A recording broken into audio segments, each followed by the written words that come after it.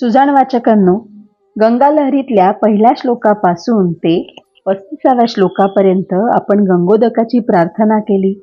तिच्या प्रवाहाचं महत्त्व, त्यानंतर तिच्या स्पर्शाचं महत्त्व, तिच्या नामस्मरणाचं, तिच्या काठावर राहण्याचं महत्त्व, एक सर्वोत्कृष्ट तीर्थ म्हणून तिचा महिमा, ती दिव्य औषधी कशी आहे, ती भवताप आणि त्रिविध ताप दूर कसे करते, ती आपल्या जन्ममरणातून आपल्याला मोक्षाप्रत कशी नेते, तिच्या पाण्यातल्या तुषारांचं सामर्थ्य किती आहे, इतर देवांपेक्षा गंगेचं महत्त्व काय आहे, अशा गोष्टी आपण पाहिल्या. कवीने स्वतःकडे लीनभाव स्वीकारून स्वतःला महापातकी असं म्हणवून घेऊन गंगेची बालक भावनेने जी प्रार्थना केली तीही आपण यापर्यंत पाहिली. तेव्हा आता 36व्या श्लोकापासून गंगा लहरीचा पुढचा भाग पाहूया. गंगेवरती जगन्नाथ पंडिताचा किती दृढ विश्वास होता हे पुढच्या 36व्या श्लोकातून आपल्याला लक्षात येतं.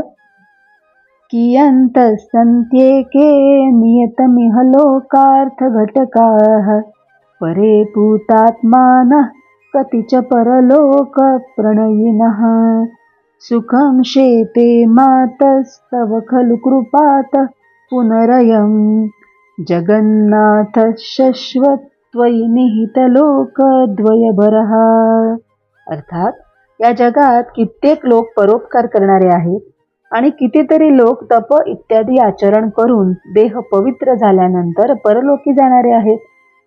हा जगन्नाथ पंडित तर हे आई गंगे तुझ्यावर इह परलोकींचा सर्व भार ठेवून तुझ्या कृपेनेच निरंतर निद्रासुख अनुभवत आहे.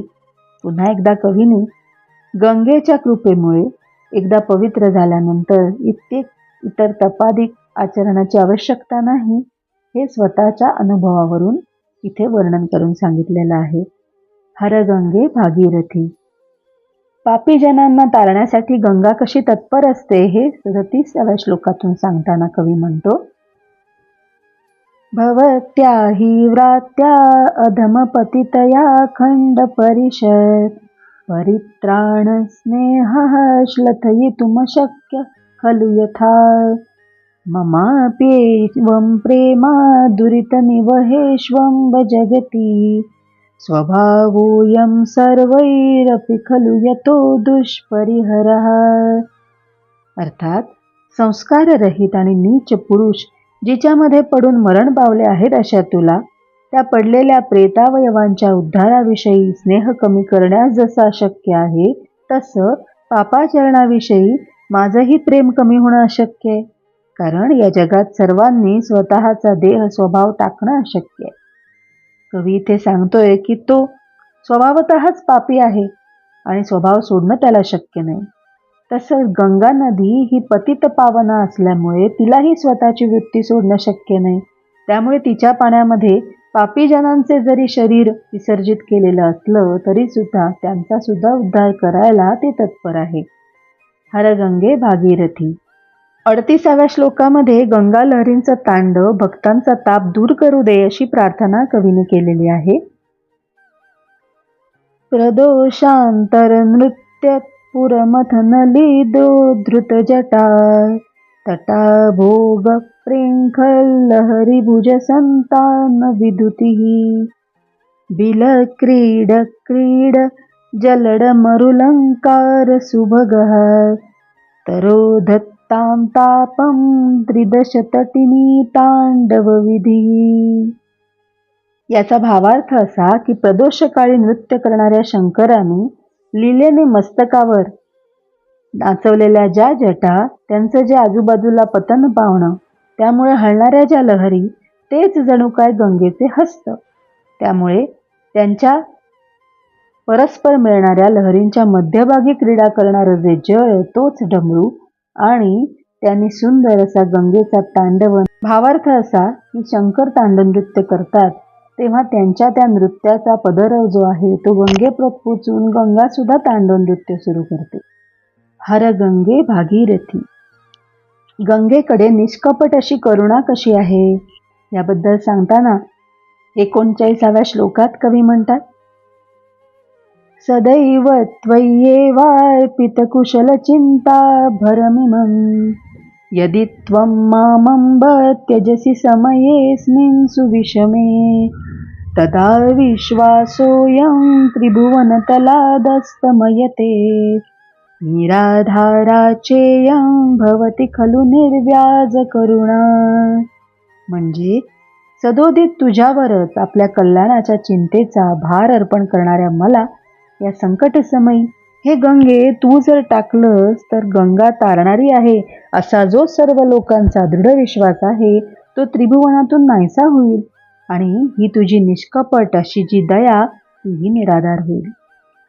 पण ज्याला इमोशनल ब्लॅकमेल करतो अशा प्रकारे कवीने इथे आपली भावना व्यक्त केलेली आहे की जर तुला सगळेजण ठामपणे समजतात की तू तारणहार आहेस आणि तू मला जर तारलं नाहीस तर तुझा हा लौकिक कसा बरं राहील. हर गंगे भागीरथी. गंगा लहरींचा जय जयकार 40व्या श्लोकामध्ये केलेला आहे तो असा. कपर्दादुल्लस्य प्रणयमिलदर्धांग युवतेः पुरारे प्रेंखन्त्यो मृदुलतरसीमन्तसरणौ भवान्या सापत्न्य स्फुरितनयनं कोमलरुचा करेणाक्षिप्तास्ते जननी विजयन्तां लहरयः. भावार्थ असा आहे की हे गंगे, प्रीतीने आलिंगून राहणारी स्त्री ज्याच्या वामभागी आहे अशा शंकराच्या जटाजुटातून बाहेर पडून अतिमृदुल अशा सीमंतभागी संचार करणाऱ्या आणि पार्वतीने सापत्न्य भावामुळे क्रोधाने चंचल झालेल्या नेत्रांनी पाहून आपल्या सुकुमार हस्तांनी आकर्षण केलेल्या अशा ज्या तुझ्या लहरी आहेत त्या विजय पावत. गंगा आणि पार्वती यामध्ये पार्वती ही गंगेकडे सापत्न भावाने पाहते हे यापूर्वीच्या श्लोकातही आपण पाहिलेलं आहे. त्यामुळे या पौराणिक कथेचा आधार घेऊन कवींनी गंगेच्या लहरींचं वर्णन आणि जय जयकार केलेला आहे. हर गंगे भागीरथी. गंगा ही जणू आई असं कवींनी पुढच्या 41व्या श्लोकामध्ये संबोधलेलं आहे. प्रपद्यन्ते लोका कतिन भवती मत्र भवती उपाधिस्तत्रायं स्फुरति यदभीष्टं वितरसि शपे तुभ्यं मातर मम तु पुनरात्मा सुरधुनी स्वभावादेव त्वय्यमितमनुरागं विधृतवान्. भावार्थ असा आहे की हे माते, या लोकी पूज्य अशा तुला किती लोक शरण येत नाहीत बरे, तर पुष्कळ येतात. याचं कारण तू त्यांना वांछित फल देतेस आणि माझा जीवात्मा तर देह स्वभावे करूनच तुझ्या ठाई अपरिमित असं प्रेम धारण करत आहे.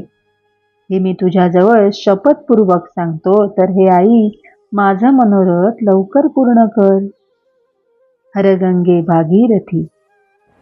42व्या श्लोकामध्ये गंगा तीरावरील मृत्तिकेची कवीने प्रार्थना केली ती अशी. ललाटे या लोकैरिह खलु सलीलं तिलकिता तमोहंतुं धत्ते तरुणतरमार्तण्डतुलनां विलुम्पन्ति सद्यो विधिलिखित दुर्वर्णसरणिं त्वदीया सा मृत्स्ना मम हरतु कृत्स्नामपि शुचम्. म्हणजे हे गंगे, जी मृत्तिका आपल्या मस्तकी त्रिपुंड रूपाने धारण केली असता पापरूप अंधकाराचा नाश करण्यास माध्यानिक सूर्याची उपमा धारण करते आणि जी प्राण्यांच्या मस्तकी ब्रह्मदेवाने लिहिलेल्या दुष्ट अक्षरांचा तत्काळ लोप करून टाकते, ती तुझी मृत्तिका माझ्या सर्व शोकांचा नाश करू दे. गंगेच्या काठावरच्या मातीचं सुद्धा किती महत्व आहे हे कवीने या श्लोकामध्ये सांगितलेलं आहे की ते सुद्धा आपल्या विधिलिखित म्हणजे आपल्या भाळावरती जे विधिलिखित असतं त्याचा नाश करायला समर्थ आहे, म्हणून ती आपण आपल्या मस्तकी धारण करायला हवी. हर गंगे भागीरथी. वाचकांनो, तुमचं प्रोत्साहनच असंच काम करत राहण्याची आम्हाला शक्ती देईल. त्यामुळे शेअर, लाईक, सबस्क्राईबचं टॉनिक तुम्ही आम्हाला जरूर द्याल अशी खात्री आहे.